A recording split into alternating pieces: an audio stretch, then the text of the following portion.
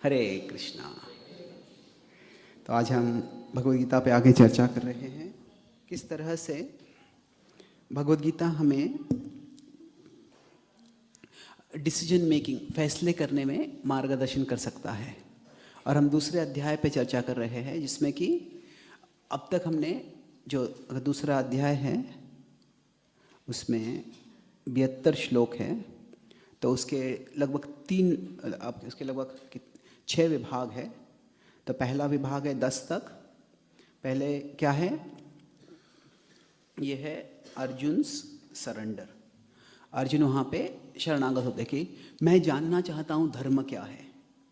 फिर उसके बाद में यहाँ से 30 तक है आत्मज्ञान। भगवान बताते हैं कि किस तरह से आप जो चिंता कर रहे हो कि आपके कुलवासियों का, आपके कुल के लोगों का आप नाश करोगे, उनका नाश नहीं होने वाला है।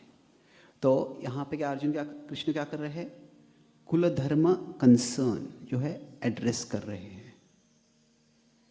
फिर उसके बाद में जो है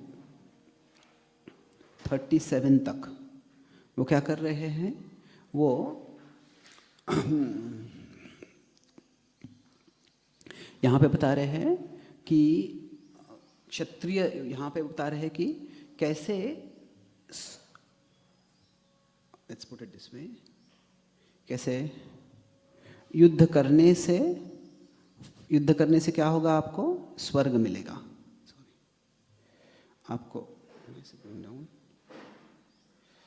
आपको स्वर्ग मिलेगा और न करने से आपको पाप होगा। तो इस तरह से वो अर्जुन को बोल रहे हैं, अभी उनका जो क्षत्रिय धर्म है वो करने को बोल रहे हैं उनको। तो अभी इसके बाद में भगवान क्या कर रहे हैं? ये अगला सेक्शन यहाँ से लगभग 54 तक आता है। फिर उसके बाद में एक प्रश्नोत्तर आता है। तो अभी एक तरह से यहाँ पे भगवान जो बता रहे हैं वो, अगर मान लीजिए, आप जानते हैं ये इंग्लिश में बुल्स आई कहते हैं, मतलब कोई तीर है वो बिल्कुल निशाने पे लगा मारना। तो एक्चुअली ये जो बुल्स आई, ये जो शब्द है वो बहुत ही खूंखार शब्द है। मतलब एक आप बुल इज व्हाट?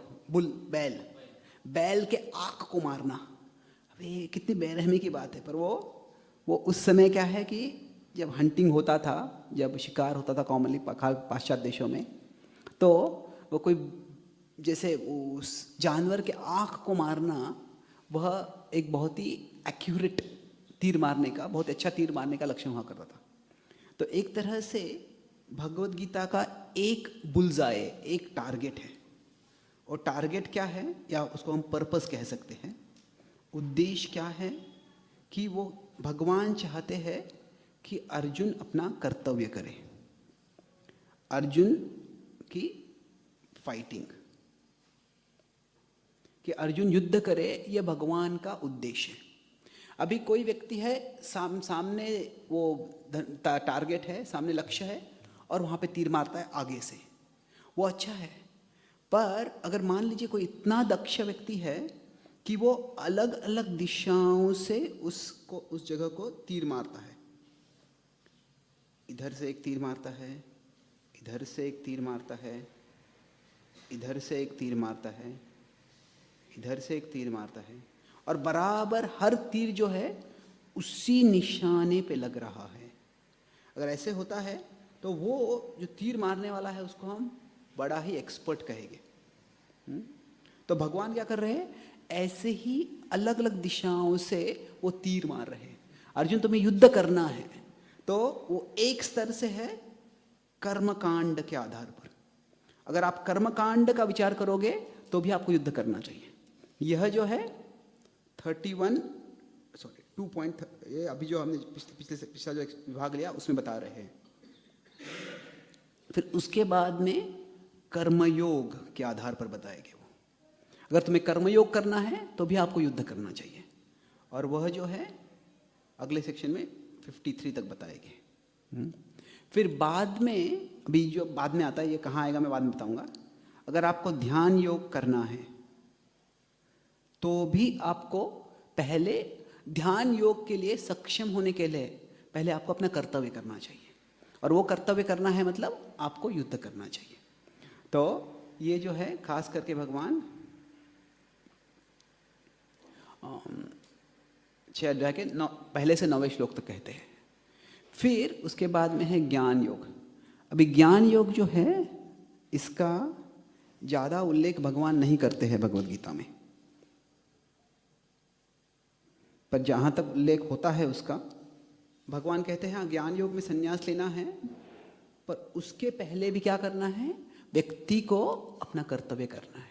ये भगवद गीता के अंत में बताते हैं लगभग 48वें श्लोक तक अभी बता रहे हैं। इसके पहले भगवान 3 गुणों का विश्लेषण करते हैं जो कि ज्ञान योग के विश्लेषण में आता है, और कहता है कि हर व्यक्ति 3 गुणों में बंधा है, तो उससे मुक्त होने के पहले उसको अपना कर्तव्य करना चाहिए, फिर अनासक्ति आ जाएगी, फिर वो वैराग्य ले सकता है, तो उसको अब युद्ध करना चाहिए।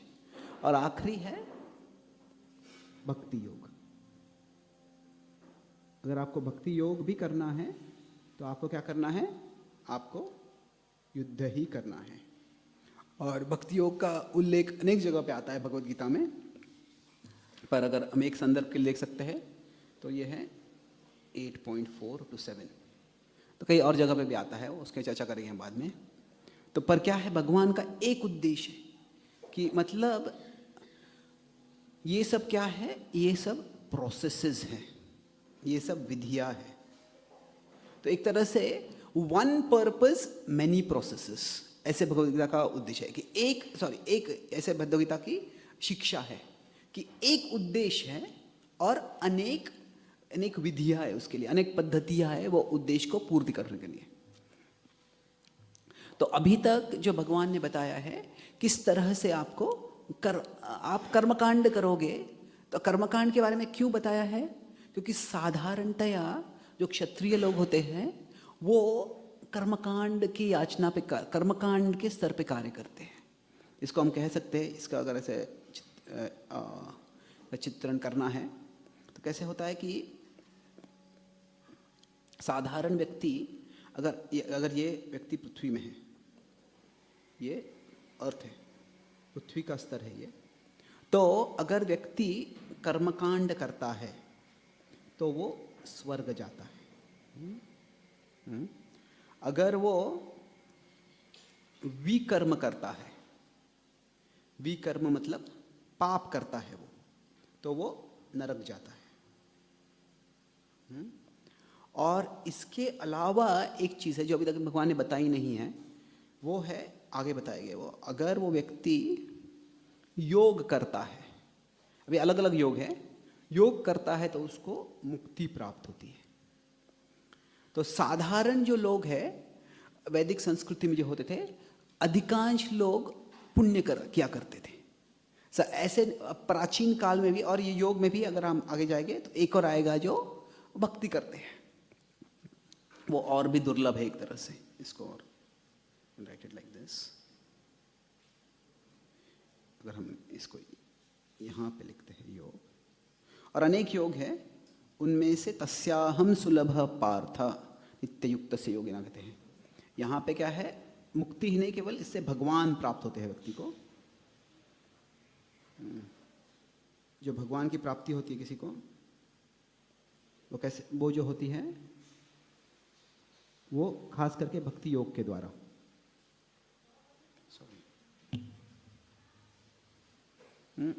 भक्ति योग के द्वारा।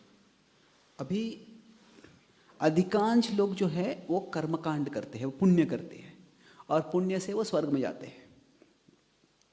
और अगर आप महाभारत भी पढ़ते हैं, महाभारत ये एक कर्मकांड की किताब है अधिकांश रूप से, और सब लोग क्षत्रिय की योजना करते हैं कि वो स्वर्ग में जाएगी। भक्ति का उल्लेख है पर भक्ति पे ज़्यादा जोर नहीं है। एक क्षत्रिय लोग हैं, वो जानते हैं उसी संस्कृति में अनेक ऋषिगण हैं जो मोक्ष की प्राप्ति करना चाहते हैं, पर अधिकांश लोग क्या है, वो कर्मकांड का मार्ग ले रहे हैं। तो एक तरह से कैसे है ये भी एक तरह से एक प्रोग्रेशन है, ये भी एक तरह से एक प्रगति का ही लक्षण है। मतलब ये 4 पुरुषार्थ है। कौन से 4 पुरुषार्थ? हाँ, धर्म, अर्थ, काम और मोक्ष।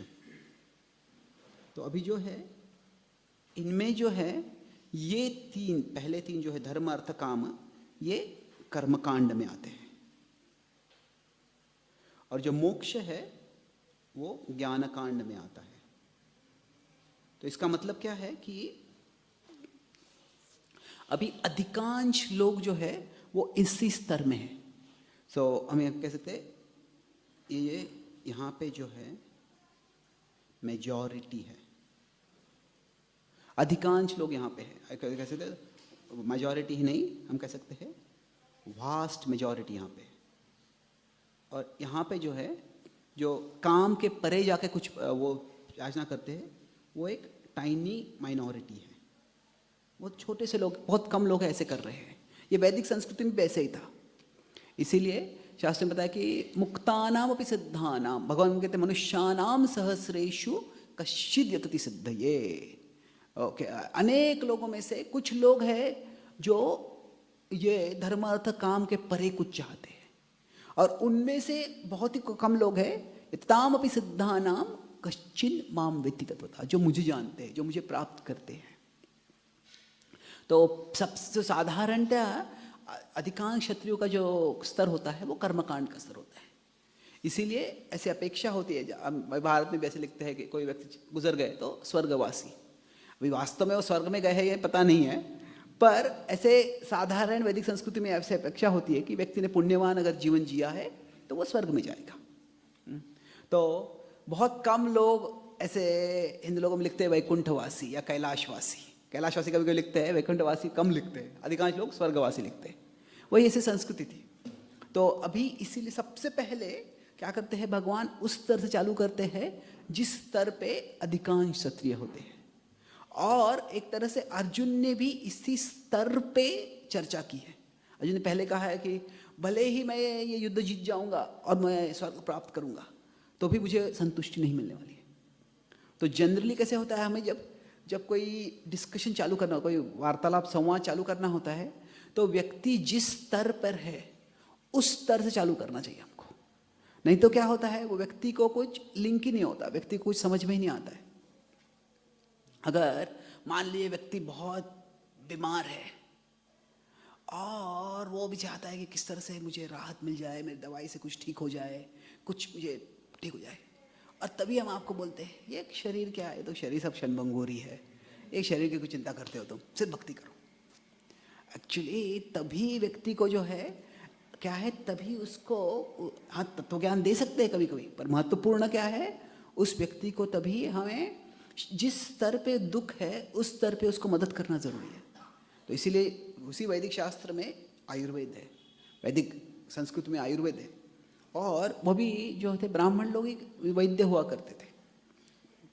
तो जो है हमें अनेक ऊंचे ऊंचे स्तर पर जा सकते हैं, पर जहाँ पे जो श्रोतागण है वहाँ से हमें चालू करना चाहिए।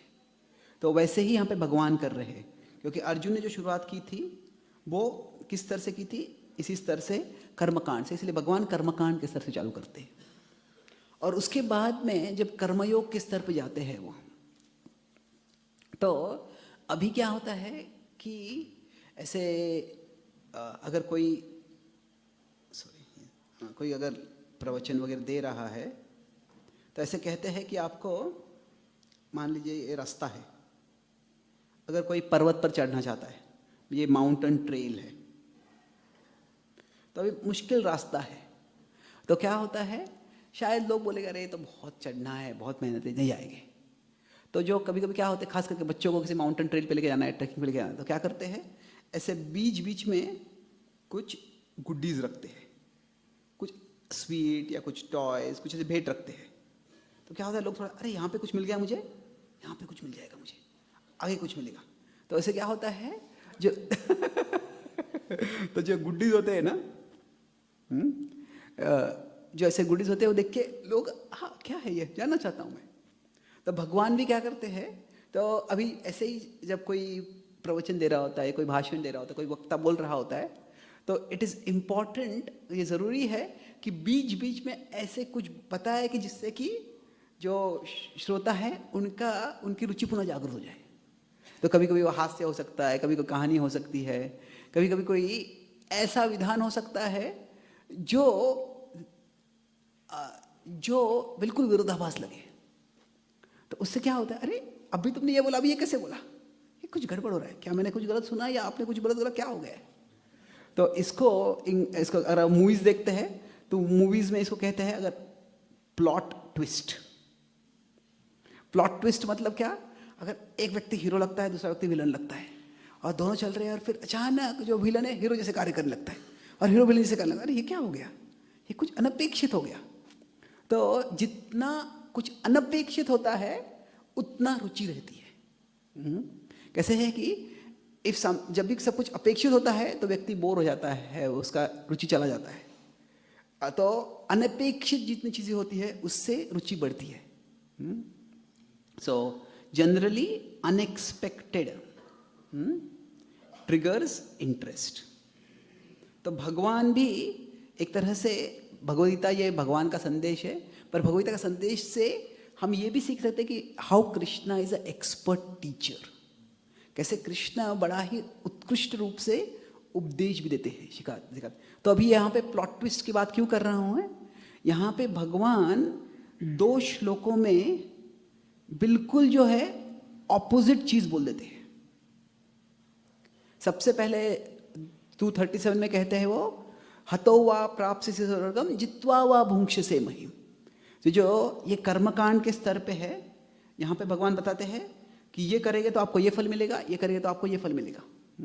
और अगले ही श्लोक में बताते हैं कि सुखे दुखे समय कृत्वा लाभा लाभो जया जयो ततो युद्धाय युजस्व नैवं पापम अवाप्स्यसि।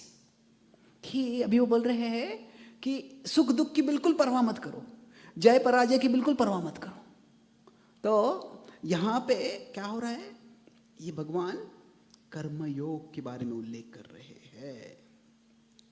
तो इसलिए क्या है, ये यहाँ पे प्रॉफिट लॉस कैलकुलेशन है कि क्या क्या फायदा है, क्या नुकसान है। पर यहाँ पे बोल रहे हैं कि go beyond profit loss calculation. ऐसे सुख दुख जो है इसका चिंता मत करो, अरे आपने अभी ये बोला, अभी ये क्यों बोल रहे हैं आप, उससे रुचि जागृत हो जाती है, ये क्या चल रहा है ये। मान लीजिए कोई हम प्रवचन सुन रहे हैं, प्रवचन में कहता है कि ये मैं आपको बताऊंगा, आप हरे कृष्ण का जप मत करो। अरे ये क्या हो गया, तो आप उल्टा बोल रहे हैं। फिर बाद में बताएंगे कि जब मैं परसों सरदार को प्रवचन दे रहा था कि अगर आप कार ड्राइविंग या प्लेन ड्राइविंग करें तब हरे कृष्ण मंत्र का जप मत करो आप। तो थोड़ा क्लैरिफाई करते हैं। तो क्या सरप्राइज जब रखते हैं थोड़ा, तो जब अनपेक्षा होती है, जब आश्चर्य होता है तो रुचि बढ़ती है। तो इसके बाद में फिर 39वें श्लोक में भगवान समझाते मैं क्या कर रहा हूँ। एषा ते अभिता सांख्ये बुद्धि योगी त्वयिमाम शृणु। तो अभी मैं आपको बता रहा हूँ, अभी तक मैंने जो है, अभी कर्मकांडे शब्द भगवान इस्तेमाल नहीं करते, पर वो स्तर है। तो अभी बता रहे हैं कि जो सांख्य, यहाँ बताते हैं मैं सांख्य और योग को कंबाइन कर रहा हूँ, यहाँ पे को मिलन कर रहा हूँ। तो सांख्य जो है यहाँ पे भगवान ने 11 से 30 में बताया है कि सांख्य मतलब क्या, शरीर और आत्मा में कैसे फर्क है, वह सांख्य का ज्ञान है। और अभी का योग का ज्ञान जो है वो यहाँ से यहाँ तक भगवान देने वाले हैं। तो जो मैंने उसका एक सार समरी जो है उसका सबसे शुरुआत में दे दिया है। तो ये 38 जो है ये एक तरह से लिंक है। 38 में भगवान क्या कर रहे हैं, उसका सार दे रहे हैं और फिर उसको विस्तार कर रहे हैं। तो ये जो है हम कह सकते हैं सार और विस्तार, सो समरी एंड इलैबोरेशन, इस तरह से भगवान कर रहे हैं। और इसमें वे क्या करते हैं, अभी फिर 40वें श्लोक से बताने लगते हैं। सबसे पहले अभी एक विधि बताई है, दूसरी विधि बता रहे हैं। और अगर दूसरी विधि जो बता रही है वो बिल्कुल पहले विधि के विपरीत है, तो फिर ये दूसरी विधि क्यों करनी है वो समझाना बहुत जरूरी है। तो इसीलिए ये जो सेक्शन है हम कह सकते हैं 38 to 53, इसमें क्या हो रहा है, सबसे पहले यहाँ ये 40 है, तो लगभग 40 से 46 क्या है, ये जो है कर्मयोगा कर्मकांड कंपैरिजन, इनकी तुलना हो रही है। और फिर बाद में कर्मयोगा एक्सप्लेनेशन है कि कर्मयोगा कैसे करना है, कर्मयोग से क्या फल मिलता है, कैसे फल मिलता है, वो बता रहे हैं। तो इसीलिए अभी अर्जुन को फैसला वही करना है कि युद्ध करना है, पर वो किस स्तर पे फैसला करना है, किस विचारधारा से वो कार्य करने, वो बता रहे हैं। तो अभी भगवान यहाँ पे क्या बताते हैं, कर्मकांड और कर्मयोग की तुलना में प्रधान चीज बताते हैं कि कर्मयोग के जो कर्मकांड के जो फल है वो टेम्पररी है, वो क्षणिक है। कर्मयोग के जो फल है वह शाश्वत है, वह इटर्नल है। तो ये जो इसका उल्लेख 40 में आता है, और ये जो अविपश्यता, ये जो है, ये जो उल्लेख है 43-44 में आता है। और फिर उसके बाद में और भी चीज़ भगवान बताते हैं कि किस तरह से, तो कोई कहेगा कि पर ये जो कर्मकांड है ये वेदों में ही बताया है। हाँ सही है, पर ये क्या है, दिस इज, ये पार्ट है, ये वेदों का एक अंश है, और यह जो है एक तरह से ये एसेंस है। अभी यहाँ पे कुछ आचार्यगण हैं, थोड़ा सा चक्रवर्ती पाद बलदेव विद्याभूषण में थोड़ा सा अलग उत्तर देते हैं कि वो बता रहे हैं कि अभी यह जो है, इन दोनों में कौन सा, ये जो कर्मयोग है या भक्ति योग है, क्योंकि एक तरह से यहाँ पे कर्मयोग बता रहे हैं, भक्ति योग में भगवान का स्वयं उल्लेख आना चाहिए, वो उल्लेख नहीं है।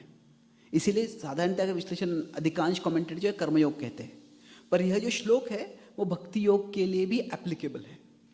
अभी ये अगर हम कहें शास्त्रों का सार क्या कर्मयोग है, नहीं, कर्मयोग ये सार नहीं है, पर इस भवबंधन से परे जाना वह सार है। अभी उस भवबंधन से परे कैसे जाना है उसके लिए अलग अलग मार्ग है, और उनमें से सर्वोच्च मार्ग कौन सा है वो अलग है। तो यहाँ पे जो एसेंस जो है ये क्या है, ये जो यावन अर्थ उड़पाने सर्वतः संप्लुतोदके, ये श्लोक में बताया गया है 46वें श्लोक में जो बता रहे हैं भगवान, वो ये जो सार किसके बारे में उल्लेख हो रहा है यहाँ पे, it is the purpose not process. कौन सी विधि सर्वश्रेष्ठ है ये उसका उल्लेख यहाँ पे नहीं हो रहा है, यहाँ पे कौन सा उद्देश्य सर्वश्रेष्ठ है वह बताया गया। इसलिए इसके बाद में भगवान बताते हैं कि यही इसी जन्म में अगर आप भक्ति करोगे तो क्या होगा, आप मुक्ति प्राप्त, अगर आप योग की प्रैक्टिस करोगे तो आपको मुक्ति प्राप्त हो जाएगी। और कर्म जन्म बंध विनिर्मुक्ता पदम गच्छन्ति अनामयम, भगवान कहते हैं अनामयम, जो सारे दुखों से परे जो गति है वो आपको प्राप्त होगी। तो वहां पे बता रहे हैं। और फिर इसके बाद में भगवान विस्तारित भगवान, क्योंकि पहले तो अभी तक उन्हें बताया कि अच्छा ये मैं अभी दूसरी विधि आपको बता रहा हूँ, पर फिर इसमें जो सुखे दुखे समय कृत्वा, ये आप समान ऐसे क्यों रहो। अभी कोई रणभूमि में है, रणभूमि में कोई युद्ध नहीं करेगा, युद्ध करने का कोई फल की तो अपेक्षा होती ही है, मुझे युद्ध कर रहा है जीतना है इसलिए। तो अगर भगवान कहते आप हार जीत की परवाह मत करो, उसका मतलब क्या है, एक्चुअली ये जो है, ये शिक्षा जो है ये थोड़ी जटिल है, और उसको कभी कभी ओवर सिंप्लीफाई कर देते हैं, उसको बहुत सरल कर देते हैं। तो क्या होता है, वो उसका कुछ समझ में ही नहीं आता है, वो अर्थहीन हो जाता है। ऐसे आइंस्टाइन ने कहा था, science should be made as simple as possible, not more simple than it's possible. कि विज्ञान को जितना सरल है उतना सरल बनाना चाहिए, पर जितना सरल है उससे ज़्यादा सरल बना देते हैं ना, तो फिर क्या है, वो गलत समझ आती है। तो भगवान यहाँ पे वास्तव में ये नहीं कि कहीं भी नहीं कहते ये कि आप सुख दुख यश अपयश की परवाह मत करो, ये नहीं बता रहे भगवान। उन दोनों से आसक्त मत हो, उन दोनों में समान रहो। और इन दोनों में फर्क है actually, there is a difference between not caring and not being attached. कि परवाह न करना और आसक्त न होना, ये दोनों एक समान नहीं है। जो नॉट बीइंग अटैच्ड, ये जो है ये एक तरह से हम कह सकते हैं, इससे इक्वानिमिटी मतलब समदर्शिना, समान भाव आता है। पर परवाह न करना ये जो है गैर जिम्मेदारी है, इररिस्पॉन्सिबिलिटी। अगर मान लीजिए कोई बच्चा है, उसके एग्ज़ाम आ रहे हैं और वो वीडियो गेम खेल रहा है, टीवी देख रहा है, और उसकी माँ बोलती है पढ़ाई करो, तुम पढ़ाई नहीं करोगे तुम्हारे एग्ज़ाम में फेल हो जाओगे। तो मान ली माता बच्चे दोनों भक्त मंदिर में आते हैं, दोनों भक्ति करते हैं, तो बच्चा कहता है माँ तुम कितने आसक्त हो मार्क से, मैं आसक्त नहीं हूँ। मैं अनासक्त हूँ। नहीं, तुम अनासक्त नहीं हो, तुम गैर जिम्मेदार हो। So not caring for fruits, जो फलों की परवाह न करना, ये भगवान नहीं बता रहे कभी। भगवान का कहने का उद्देश्य क्या है कि आप फल से आसक्त मत रहो। और फल से आसक्त मत रहो मतलब क्या है, इसका एक तरह से कह सकते हैं कि डोंट लेट द पॉसिबिलिटी और non possibility of the result determine your dedication to your duty. कि आपका कर्तव्य है, आपको करना है, और आपका कर्तव्य इसलिए नहीं छोड़ना है कि अच्छा मुझे फल नहीं मिलेगा तो ये क्यों करूं। कर्तव्य करना है, और कर्तव्य इस तरह से करना है कि फल मिले। पर कभी कभी ऐसा लगेगा कि ये कर्तव्य करने से फल मिलने ही वाला नहीं, तो क्यों फल कर्तव्य करें। तो भगवान बोलते कर्मण्येवाधिकारस्ते मां फलेषु कदाचन। तो क्या कहते हैं, मतलब कि मान लीजिए व्यक्ति यहाँ पे है और यहाँ पे उसका ड्यूटी है, कर्तव्य है, और यहाँ पे उसका फल है, रिजल्ट है। तो जब हम ये कर्तव्य करते हैं तो हम देखते हैं कि इस कर्तव्य से ये फल मिले। साधारण इसलिए अगर आप कुकिंग कर रहे हैं तो कुकिंग करते हैं तो हम देखते हैं कि भगवान हमको अच्छी तरह से कुकिंग हो। अगर कोई प्रवचन दे रहा है तो सोचता है कि प्रवचन कैसे अच्छी तरह से दिया जाए। तो हम जो कर्तव्य करते हैं वह फल, एक तरह से फल के बिना कर्तव्य करने का कोई मतलब ही नहीं है। पर दूसरा यहाँ पे क्या है कि कर्तव्य जो है वह करना हमारे लिए, हमारी ये जिम्मेदारी है, कभी फल मिले या न मिले। We work in a way to get the result, but we don't work just to get the result. हम कर्तव्य इस तरह से करते हैं कि फल मिले, पर हम कर्तव्य इसलिए नहीं कर रहे कि फल मिले। मतलब माता पिता है, वो अपने बच्चों का अच्छे देखभाल करना चाहते हैं ताकि वो अच्छे नागरिक बने, अच्छे भक्त बने, अच्छे चरित्र हो। पर भगवान भी सबकी स्वेच्छा को नियंत्रण नहीं करते, तो माता पिता कैसे किसी को नियंत्रण कर सकते। तो वो चाहते हैं, पर अगर मान लीजिए बच्चा अच्छी तरह से कार्य नहीं कर रहा है तो क्या माता पिता बच्चे को ठुकरा देंगे। तो मैं तो अपने बच्चे नहीं, वो फिर भी कर्तव्य करने का प्रयास करें जितना हो सके। तो ये समझने के लिए एक और चीज़ हम देख सकते हैं कि एक है गोल है उद्देश्य, लक्ष्य, और दूसरा है फल। तो ध्येय या लक्ष्य और फल ये दोनों एक समान नहीं है। अभी भगवद्गीता बोलने के बाद भगवान ने भगवान के उपदेश के अनुसार अर्जुन ने कुरुक्षेत्र में युद्ध किया, और हर दिन जब युद्ध हो रहा था तभी वो स्ट्रैटेजी बनाते थे, योजना बनाते थे, और हर योजना का एक उद्देश्य हुआ करता था कि आज मैं इस शत्रु को हराऊंगा, आज मैं ये जो उनकी सेना के विभाग है उसका विनाश करूंगा। और सबसे अहम प्रसिद्ध है कि क्या हुआ, 14वें दिन में क्या हुआ, अर्जुन ने व्रत लिया कि आज शाम तक मैं जयद्रथ का वध करूंगा, नहीं तो फिर मैं खुद अग्नि में प्रवेश करूंगा।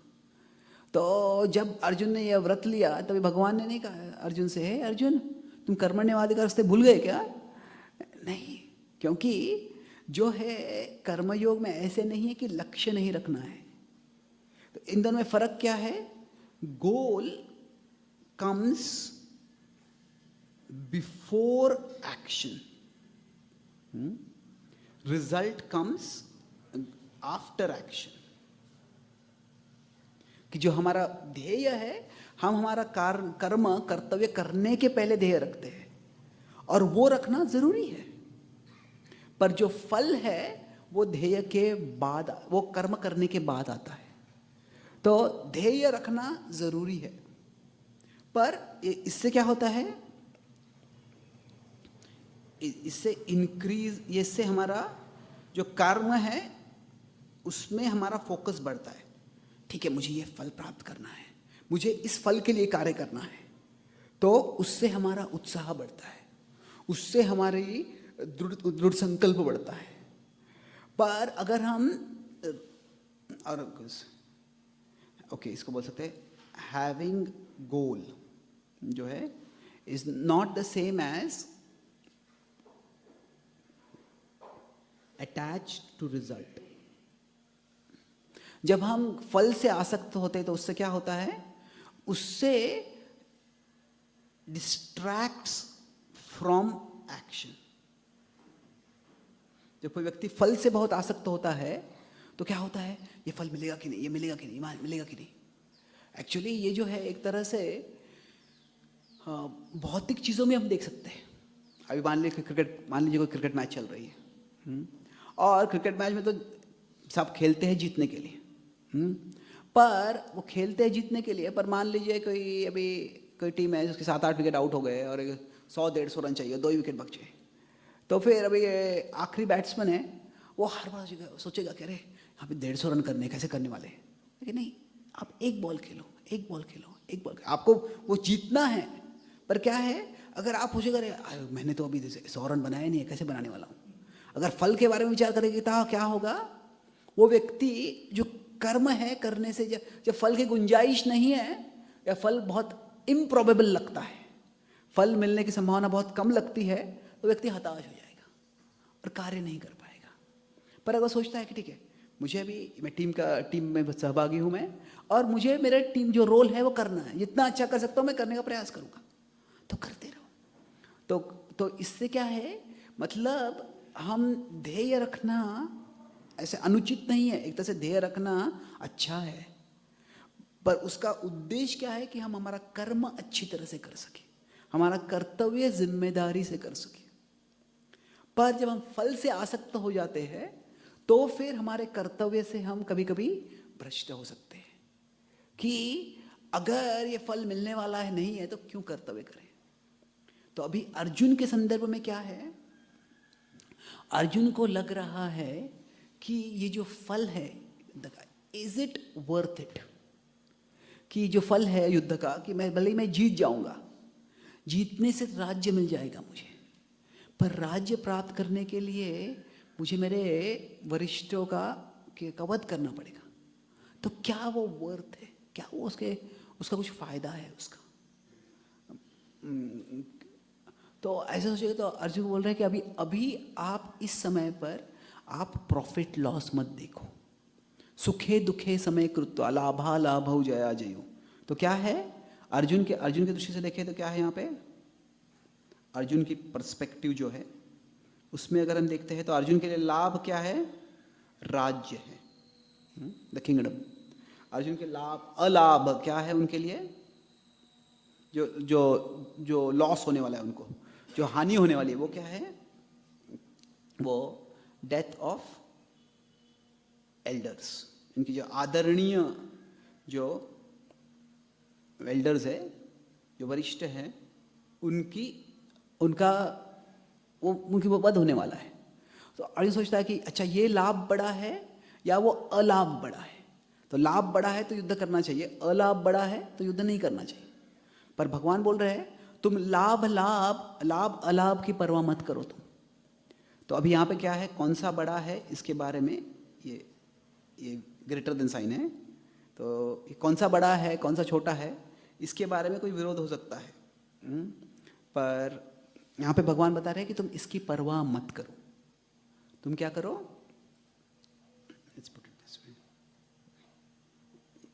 ये बड़ा है वो बड़ा है उसकी परवाह मत करो। तुम क्या करो, तुम अपना कर्तव्य करो। और फिर उस कर्तव्य से क्या होगा, एक तरह से हर एक कार्य जो होता है उसके अलग अलग स्तर पे उसके फल होते हैं या उसके परिणाम होते हैं। अभी मान लीजिए कोई व्यक्ति, अभी मैं यहाँ पे ये प्रवचन दे रहा हूँ, कोई भी हम कार्य ले सकते हैं कि वेरियस अलग अलग स्तर पे किसी भी कार्य के फल होते हैं। अभी मैं एक बार एक वरिष्ठ भक्त से पूछ रहा था, सन्यासी गुरु मान के, कभी कभी मैं कहीं जाता हूँ तो मैं प्रवचन दे रहा हूँ तो वो ऑडियंस ऐसे लगता है कि ज़बरदस्ती किसी ने बांध के उनको यहाँ पे ला कर रखा है, वो होना ही नहीं चाहते, उनकी रुचि नहीं होती कुछ। तो अगर श्रोताओं की रुचि नहीं होती तो क्या है, वक्ता की रुचि चली जाती है।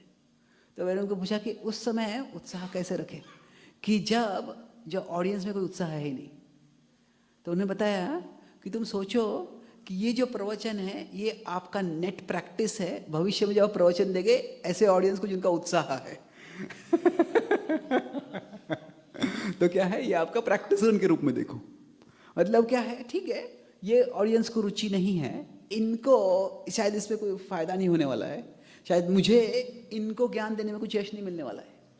पर अगर हम स्पीकिंग कर रहे हैं, ये एक कार्य है, तो how do I put it? Okay. इसका एक फल ये है कि ऑडियंस अंडरस्टैंड्स, कि जो श्रोतागण है वो समझते हैं।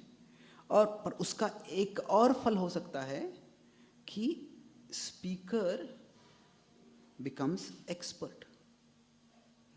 वो स्पीकर का प्रैक्टिस हो रहा है, वो और एक्सपर्ट हो रहा है। और ऐसे अगर हम जाएंगे आगे आगे अनेक हो सकता है। और एक फल हो सकता है कि कृष्णा इज ग्लोरिफाइड, कि भगवान का गुणगान हो रहा है। और भगवान का गुणगान हो रहा है, इससे क्या हो रहा है, इससे व्यक्ति का शुद्धिकरण हो रहा है। तो हम कह सकते हैं इससे प्यूरिफिकेशन। तो हर एक कार्य के अलग अलग फल हो सकते हैं। जब हम कोई भी कार्य करते हैं तो कभी कभी क्या होता है, जब हम जो तुरंत अगला का जो फल है देखते हैं और वो फल को ही देखते हैं तो हमारी दृष्टि सीमित हो जाती है। कई बार ऐसे होता है कि अगर मैं इंजीनियरिंग पढ़ रहा था, मेरे भी सारे मित्र जो है वो बड़े बड़े पोस्ट में हैं अभी। और कई बार देखा कि ऐसे नहीं है कि जो इंजीनियरिंग कॉलेज में उस समय जब टॉपर्स थे वही अभी बड़े बड़े पोस्ट में। कई बार ऐसे होता है कि जो ओके थे, ऐसे नहीं कि बिल्कुल हमेशा फेल हो रहे थे, पर जो वहाँ पे एवरेज थे शायद अभी वो बहुत अच्छे बन गए, अच्छे पोस्ट में चले गए। तो अगर कोई सोचता है कि मुझे पढ़ाई का एक ही लक्ष्य है कि मुझे मार्क्स प्राप्त करने, कुछ लोग ऐसे होते हैं कि वो शायद उनको इतना पूरा याद नहीं रहता कि मार्क्स प्राप्त कर सकते हैं अच्छे से, पर शायद उन्होंने प्रैक्टिकल अच्छे किए हैं, तभी जो विषय है वो अच्छे से समझा है। विषय के बारे में जो व्यावहारिक ज्ञान है वो उन्होंने अच्छा प्राप्त किया है, उससे उसका फायदा हो सकता है उनको। तो कभी कभी हमको क्या होता है, जो इमीडिएट जो तुरंत फल मिलने वाला है वो नहीं मिलता है, पर उससे कोई बड़ा फल है वो मिल सकता है। तो जब हम कहते हैं कर्मयोग करो, कर्मयोग में फल से आसक्त मत हो, तो साधारणतः शास्त्रों में कैसे होता है कि जब भी कोई बोलते हैं फल, जैसे हम बोलते हैं कि आपको इच्छाओं को त्यागना है, जैसे डिजायर जब बोलते हैं तो ऐसे वो इम्प्लाइड है कि उसका मतलब क्या है, मटीरियल डिजायर्स। आप इच्छाओं को त्यागो, मतलब क्या, आप भौतिक इच्छाओं को त्यागो। अगर आप आसक्तियों को त्यागो तो क्या मतलब है उसका, भौतिक आसक्तियों को त्यागो। क्योंकि भगवान ये आगे बताते हैं कि अभी कैसे है कि भगवान बताते हैं कि स्पिरिचुअल डिजायर जो है वो अच्छी है, बहुत आध्यात्मिक इच्छा जो है वो अच्छी है। फॉर एग्जाम्पल 12वें अध्याय के 9वें श्लोक में बोलते हैं वो कि माम इच्छा तुम धनंजय, आप मेरी इच्छा प्राप्त करो। फिर जो आध्यात्मिक आसक्ति है वह भी अच्छी है। भगवान कहते हैं कि इसके बारे में बताते हैं कि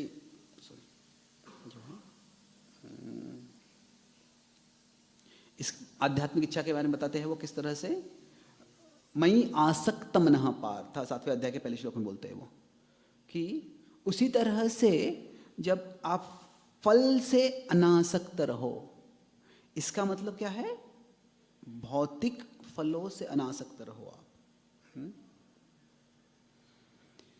कि जो आध्यात्मिक फल है उनका कई बार भगवान गुणगान करते हैं कि इस तरह से ये मुझे प्राप्त होते हैं और वो परमाम गति में, वो सर्वश्रेष्ठ गति है। ये गति माम उपेत्य तो कौनते या पुनर्जन्म न विद्यते। क्या है उसके शुरुआत, क्या है? नहीं, उसके पहले माम उपेत्य दुखालयम शाश्वतम नाप्नुवन्ति महात्मानः संसिद्धिम परमाम गतः, कि ये परम गति है, ये सर्वोच्च प्राप्ति है। तो कई बार भगवान बोलते हैं कि आध्यात्मिक जो फल है वो अच्छे है और उसको प्राप्त करना अच्छा है। तो जब भगवान कहते हैं माँ फलेषु कदाचन, कि आप फल से आसक्त मत रहो, मतलब क्या है? जो भौतिक फल है उससे आसक्त मत रहो। तुम युद्ध कर रहे हो, युद्ध से तुम जीतोगे या नहीं, तुम्हें क्या मिलने वाला है, तुम क्या खोने वाले हो, इसकी परवाह मत करो। तो अभी वही देखते हैं, अगर आप युद्ध कोई कर रहा है तो युद्ध का एक फल होता है कि विक्ट्री, जीत या हार। तो भगवान कह रहे हैं इस फल से आप अनासक्त हो जाओ, डिटैच्ड। पर वो ये भी बताते हैं कि इसी से आपको एक और फल मिलेगा और वो है मुक्ति। और ये भगवान बहुत अच्छा है बोलते हैं।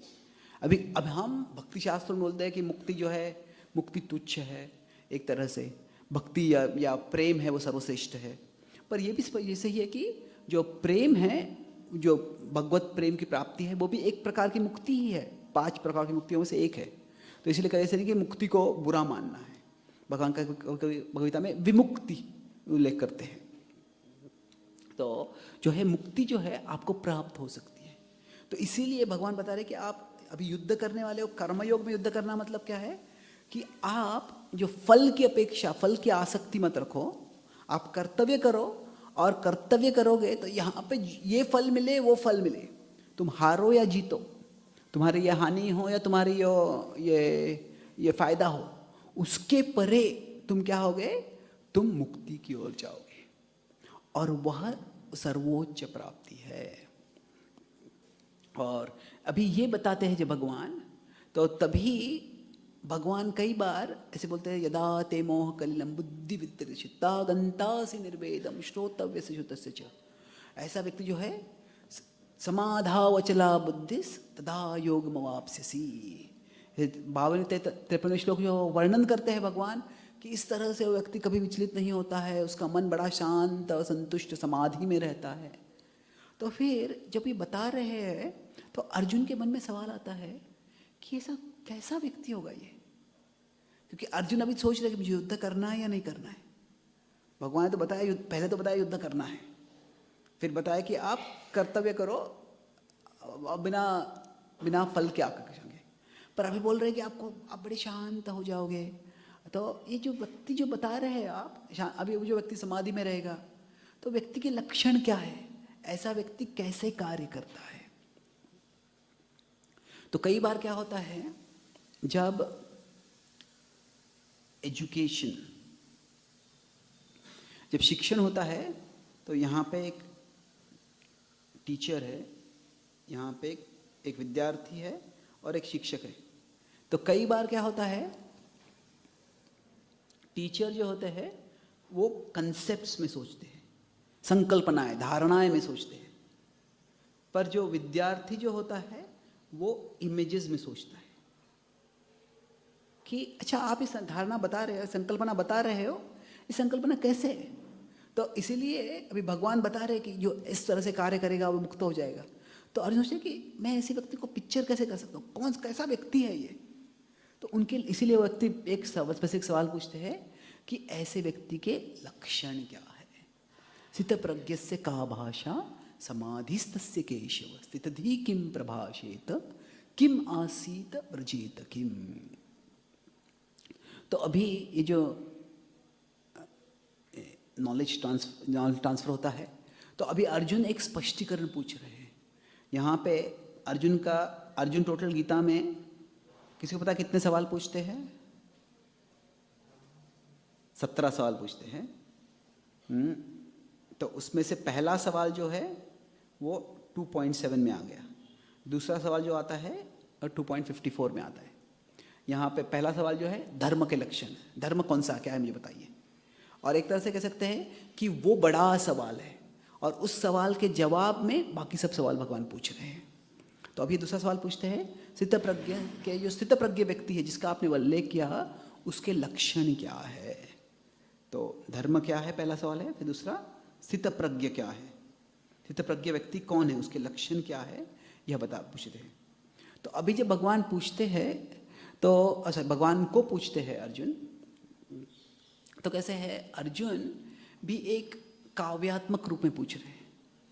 कई बार जब हम बातचीत करते हैं तो हम मुहावरे या इडियम्स, ऐसे इंग्लिश मीडियम्स कहते हैं, मुहावरे इस्तेमाल करते हैं। तो ये जो होते हैं इनका जो अर्थ होता है वो नॉन लिटरल होता है। नॉन लिटरल मतलब वो जो शब्दशः अर्थ नहीं होता है उसका।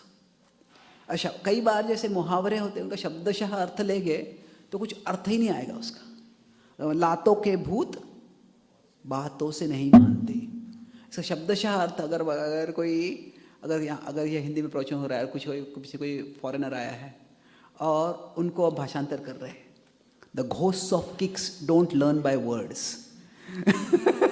लातों के भूत बातों से नहीं मानते, ये तुम्हारे बात मुझे मानने नहीं आती, समझ में नहीं आती। तो जो लिटरल होता है कई बार जो शब्दशः अर्थ लेते हैं तो उससे कभी कभी अर्थ नहीं आता है। साधारण बातचीत में क्या होता है, शब्द हम समझ जाते हैं संदर्भ से कि ये लिटरल अर्थ लेना है या नॉन लिटरल अर्थ लेना है। शब्दशः अर्थ लेना है क्या होता है, क्या कहते हैं, शब्दार्थ और भावार्थ कहते हैं जिस तरह से। तो और खास करके भगवद तो एक कविता है, काव्यात्मक रूप बताई गई, और काव्यात्मक रूप में कई जगह पे जो शब्दशः अर्थ नहीं लिया जाता, भावार्थ होता है। तो इसीलिए अर्जुन जो सवाल भी पूछ रहे हैं, तो 4 सवाल पूछते हैं। स्थितप्रज्ञस्य का भाषा, अभी भाषा मतलब क्या है, क्या सारे स्थितप्रज्ञ लोग कोई विशेष भाषा में बोलते हैं, संस्कृत में बोलते हैं, या कोई सीक्रेट भाषा है उनकी। जैसे कुछ ऐसे कुछ पहले जासूस, एस्पियोनाज करने वाले जासूस होते थे, वो एक दूसरे से ऐसी भाषा में बोलते थे कोई समझ नहीं पाया क्या बोल रहे हैं। ऐसे क्या उनकी कोई सीक्रेट लैंग्वेज है भाषा। तो अगर हर इन चारों शब्द का अर्थ जो है ना, अगर हम देखते हैं क्वेश्चन, लिटरल मीनिंग जो शब्दशः अर्थ है, और एसेंशियल मीनिंग। तो ये चारों सवाल जो है, ये चारों सवाल का अगर हम शब्दशः अर्थ देखेंगे तो कुछ अर्थ होगा ही नहीं उसका। तो वो पूछते हैं भाषा, इसको हम थोड़ा सा, तो भाषा का अर्थ होता है लैंग्वेज। पर भाष्यते इति भाषा, मतलब क्या इसका अर्थ है कि जिससे हम किसी का भाष्य, किसी का लक्षण बताते हैं। तो हम भाषा से क्या करते हैं, ये जो वस्तु ऐसी है, ये चीज़ वैसी है, भाषा से हम किसी का लक्षण बताते हैं। तो वास्तव में भाषा का अर्थ यहाँ पे है कैरेक्टरिस्टिक्स, लक्षण। स्थितप्रज्ञस्य का भाषा, समाधिस्तस्य केशव, स्थितधि किम प्रभाषेत। अभी ये जो होता है ये थोड़ा सा अजीब ही सवाल लगेगा। कोई कहता है कि प्रभाषेत मतलब एक तो भाषा हो गई, दूसरा हो गया स्पीच। मतलब जैसे आप किसी भाषा में बोल सकते हैं और उस भाषा में कभी कभी मधुर बात कर सकते हैं, कभी कभी आप कटु बात कर सकते हो। तो उनकी वाणी कैसे है, कैसे सकते भाषा और वाणी, स्पीच मतलब वाणी कह सकते हैं। प्रभाषेत तो उनकी वाणी कैसी है, मतलब क्या है कि सारे आत्म साक्षात्कारी व्यक्ति होते हैं, उनकी बड़ी मधुर वाणी होती है या एक प्रकार की वाणी होती है। नहीं, यहाँ पे स्पीच का मतलब ये है, it's more of tone of speech.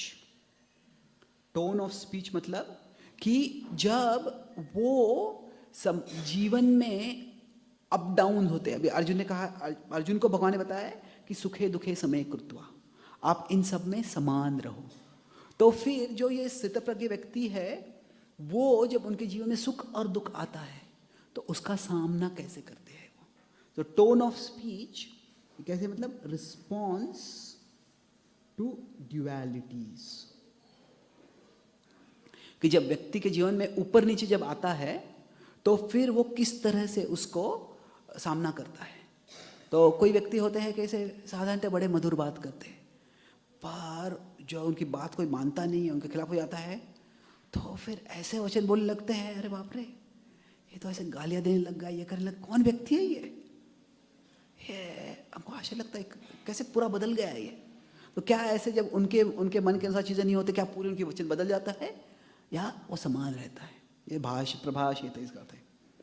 और सिद्ध प्रज्ञ का सिद्धि किम प्रभाषेत किम आसीत व्रजेत किम।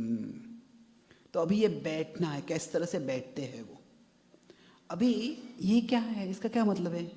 क्या सारे आत्म साक्षात्कारी व्यक्ति किसी वीरासन में बैठते हैं हमेशा, या कोई योगिक आसन में हमेशा बैठे रहते हैं? तुम उस आसन में नहीं बैठे हो, तुम सिद्ध प्रज्ञ नहीं हो, खत्म। क्या ऐसे मतलब है इसका? नहीं, जो किम आसीत, सॉरी आसीत किम आसीत व्रजेत किम। तो आसीत का मतलब क्या है? अभी बैठने का लक्षण ये है कि किस तरह से वे अपने इंद्रियों को नियंत्रित करते हैं। तो रिस्ट्रेनिंग सेंसेस, किस तरह से वो अपने, मतलब क्या है, जब हम बैठते हैं तो क्या है, हम सारी इंद्रियों को हम नियंत्रित कर रहे हैं। कि हमारे हाथ पैर हिलना चाहते हैं, पैर हिलना चाहते हैं। छोटे बच्चे होते हैं, वो बैठते हैं तो बिल्कुल चंचल होते हैं, लेकिन वैसे बैठ नहीं पाते हैं। तो कैसे वो अपने इंद्रियों को नियंत्रित करते हैं। और अब व्रजेत किम, तो व्रजेत मतलब क्या, ये किस तरह से चलते हैं।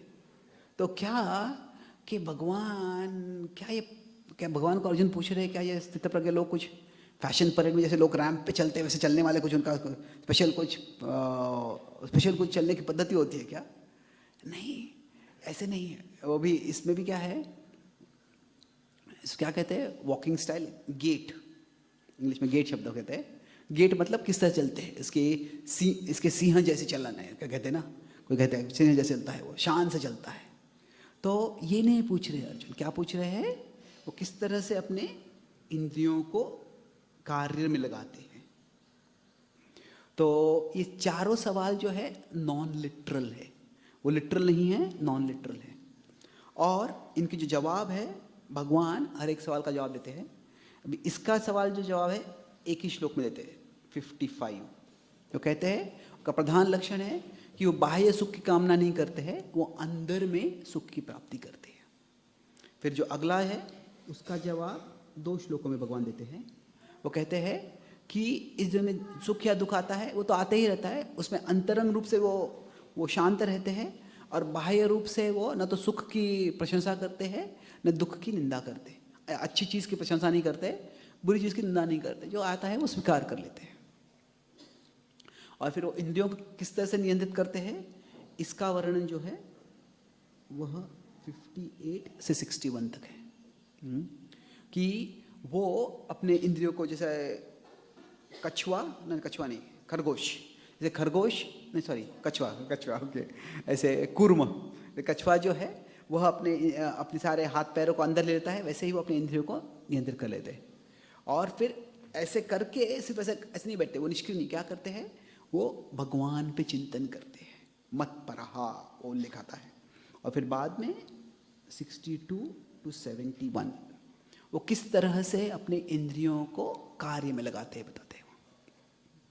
अभी कुछ आचार्य बताते हैं कि ये जो है ये 63 तक जाता है और ये 64 से चालू होता है, वो अलग हो सकता है विश्लेषण। मतलब वो कहते हैं कि आप 63 तक बताते हैं क्योंकि आप, ठीक है, आप सारे इंद्रियों को नियंत्रित कर रहे हो, पर आपका मन कहाँ है वो महत्वपूर्ण है। अगर ध्यायतो विषयान पुंसा कर रहे हैं तो सारे इंद्रियां नियंत्रित हो, पर अगर मन आपका इंद्रियों में लग रहा है, इंद्रियों के विषय में लग रहा है, तो उससे आपका पतन हो जाएगा। और फिर ये 64वां श्लोक जो है, वहाँ पे भगवान क्या कहते हैं, चरती, जो व्रजेत और चरती एक समान शब्द है, तो इसलिए 64वें श्लोक से उसका उत्तर चालू होता है। और जो 72वां श्लोक है वो एक तरह से समरी है। तो इसमें क्या कर रहे हैं भगवान, अभी ये 4 सवाल में आखिरी जो 2 सवाल है उन पे भगवान ज़्यादा जोर दे रहे हैं। उसमें से भी आखिरी जो सवाल है उस पर ज़्यादा जोर दे रहे हैं। से 56 टू, अगर बाल मानी 58 से 63 भी कहते हैं, वो कितने श्लोक है, वो 6 श्लोक हो गए। और 64 to 71 ये 8 श्लोक हो गए। तो अभी क्या है, मान लीजिए कोई व्यक्ति प्रवचन देते, उसके अपने कोई सवाल पूछता है, तो शायद 2-3-4 सवाल पूछते हैं, तो अभी जो वक्ता है वो सारे सवालों का जवाब देने का प्रयास करेंगे। पर अगर वक्ता को कोई एक पॉइंट ज़्यादा उनको जोर देना है क्लास में, तो उससे संबंध में कोई सवाल पूछेगा तो उसका जवाब वो विस्तार से देंगे। तो इसी तरह से अभी अर्जुन को क्या करना है, अर्जुन को एक तरह से कर्मयोग किस तरह से करना है, युद्ध करना है उसके लिए। और युद्ध करना है मतलब क्या है कि उसको अपने इंद्रियों को नियंत्रण करना है। अगर हम पहले अध्याय में देखा कि जो है अभी हम कहते हैं अगर हम अर्जुन की परिस्थिति देखते हैं, अर्जुना ऑन बैटल फील्ड, अगर उसको युद्ध करना है तो अर्जुन को क्या करना है, रिस्ट्रेनिंग सेंसेस, उसको अपने इंद्रियों को नियंत्रित करना है। किस तरह से करना है, अगर वो अर्जुन युद्ध करते समय भीष्म के बारे में सोचेगा, द्रोण के बारे में सोचेगा, तो क्या हो गया, ध्यायतो विषयान पुंसः संगस्तेषु उपजायते। चिंतन करेगा तो क्या होगा, अरे ये तो मेरे इतने आदर के पात्र, इतने करीब के हैं, उनके खिलाफ मैं कैसे युद्ध कर सकता हूँ, कौन कहता है मुझे ऐसे युद्ध करना चाहिए, ऐसा युद्ध कभी नहीं करना चाहिए। और युद्ध नहीं करेगा तो क्या हो जाएगा, वो श्रुति भ्रमशात बुद्धिनाशो बुद्धिनाशात प्रणश्यति। तो अभी अगर आप पहले अध्याय में याद करते हैं तो क्या हो गया, जब भगवान दोनों सेनाओं के बीच में अर्जुन को लाते हैं तो क्या कहते हैं, भीष्म द्रोण प्रमुखतः सर्वेषां च महीक्षिताम, कि सारी सेना में जब बीच में आते हैं तो अर्जुन, दो अर्थ हो सकते हैं उसके, कि एक तरह से भगवान जानबूझ के बीच में लाते हैं, पर बीच में कहीं भी ला सकते थे, वो भीष्म और द्रोण के सामने लाते हैं। या दूसरा है कि बीच में से सब देख रहे हैं पर अर्जुन की दृष्टि में उनको भीष्म और द्रोण प्रथम दिखते हैं। तो अभी अर्जुन को क्या करना है, वो अगर भीष्म और द्रोण को देखते रहेंगे तो उनका जो दृढ़ संकल्प है चला जाएगा। तो रिस्ट्रेनिंग सेंसेस मतलब don't focus on Bhishma and Drona. तो जब आपको उस समय युद्ध करना है तो क्या करना है, ये मेरे रिश्तेदार ये मत देखो, अपने इंद्रियों को अंदर ले लो और एकाग्र करो कि मुझे कर्तव्य करना, युद्ध करना है, उसके लिए इंद्रियों को अंदर ले लेना है। और फिर एंगेजिंग सेंसेस, इंद्रियों को अभी कार्य में लगाना है।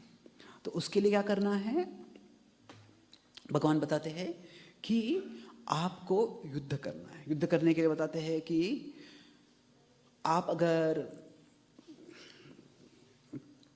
जो युद्ध करोगे, लोग सोचेंगे कि तुम एक राज्य प्राप्ति के लिए युद्ध कर रहे हो, पर तुम राज्य प्राप्ति के लिए युद्ध नहीं कर रहे हो। तुम्हारा जो उद्देश्य क्या है, तुम कुछ और प्राप्त करना चाहते हो, तुम मोक्ष प्राप्त करना चाहते हो, तुम आध्यात्मिक प्रगति करना चाहते हो। तो दुनिया ये नहीं समझेगी, पर तुम अब एकाग्रता से कार्य करो। इसीलिए भगवान क्या कहते हैं, या निशा सर्वभूतानाम कहते हैं। तो जो है कि जब आप कार्य कर रहे हो, जब हम मान लीजिए अगर हम प्रवचन दे रहे हैं तो फिर हम देखते हैं कि अरे ये व्यक्ति यहाँ से, ये व्यक्ति किसी से ये बोल रहा है, ये व्यक्ति उससे वो बोल रहा है। तो अगर हम सोचने लगे हर व्यक्ति क्या बोल रहा है हमारे बारे में, तो हम युद्ध नहीं कर पाएंगे, हम हमारा कार्य नहीं कर पाएंगे। तो जब हमारा कार्य करना है तो जिस कार्य करना है उस पर हमें केंद्र करना है। ये व्यक्ति क्या बोल रहा है, वो व्यक्ति क्या बोल रहा है, वो व्यक्ति क्या बोल रहा है, उसके बारे में चिंता नहीं करनी चाहिए। तो यहाँ पे हम कह सकते हैं कि आप आपके कर्तव्य पे कार्य करो। कर्तव्य कैसे करना है उस पे आप जोर दो, न कि दुनिया आपके बारे में क्या सोच रही है। Focus on doing your duty, not on the world's perception. दुनिया आपके बारे में क्या सोच रही है, इसके बारे में तुम चिंता मत करो। तो जब हमको एक तरह से, जब हम कार्य भी कर रहे हैं तो हमको इंद्रियों को अगर कार्य में लगाना है, उस समय पे भी ऐसे इंद्रियों को इधर उधर घूमने नहीं दे सकते। मान लिया हम ड्राइविंग कर रहे हैं, तो ड्राइविंग कर रहे हैं तो क्या है, हमको आगे देखना है, कभी कभी क्या होता है, मैं जब अमेरिका में जाता हूँ तो ड्राइविंग कर रहा होता हूँ, तो नहीं मैंने ड्राइविंग नहीं कर रहा था, ज़्यादा कोई और ड्राइविंग कर रहा होता है, मैं बाजू में बैठा होता हूँ। तो कभी कभी डिवोटीज में सवाल पूछते हैं, तो मैं बोलता हूँ कि will you get distracted by my answer. अगर मैं जवाब देता हूँ क्या उससे आपका ध्यान भ्रष्ट हो जाएगा? तो बोले कि एक वक्त वो आप जोक करते बोले it depends on your answer. तुम्हारे जवाब पे निर्भर है हो। तो क्या है कि बोले कि अगर किसी का बहुत कोई गंभीर सवाल है तो फिर बोलते हैं कि किसी और को ड्राइविंग कर देना, हम दोनों पीछे बैठते हैं। तो अगर आपको ड्राइविंग करना है तो इंद्रियों को एंगेज करना है, पर एंगेज मतलब इधर उधर कहीं भी जाने नहीं देना है। जहाँ पे ज़रूरत है वहाँ पे इंद्रियों को एंगेज करना है, इंद्रियों को वहाँ पे लगाना है। तो उसी तरह से अर्जुन को बता रहे हैं कि अगर आप युद्ध करोगे तो कोई आपकी निंदा कर सकता है। यहाँ निशा सर्वभूतानां श्लोक का वहाँ पे क्या संदर्भ है कि भौतिकवादी लोग जो जो जो कर्मकांड के स्तर पे जो युद्ध कर रहे हैं वो सोचेंगे तुम युद्ध तो अपने अपने एक राज्य की प्राप्ति के लिए कर रहे हो, और ऐसे लोग नहीं समझेंगे कि तुम किस लिए युद्ध कर रहे हो।